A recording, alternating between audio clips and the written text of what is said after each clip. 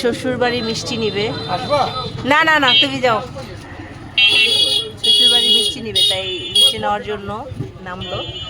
আমরা সব সময় এই মিষ্টি দোকান থেকে মিষ্টি নেই। এটা হচ্ছে কালকিনি বাজার।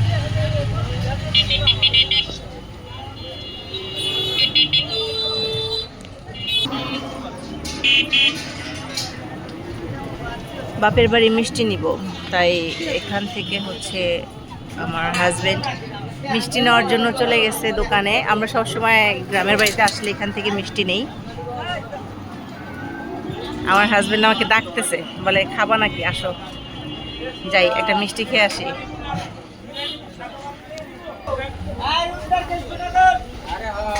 ভাই ভাই আমার ব্যাগটা। শ্বশুর বাড়ি মিষ্টি নেওয়ার জন্য চলে আসছে। আর আমরা সবসময় ফরিদপুর আসলে এইখান থেকে মিষ্টি নেই।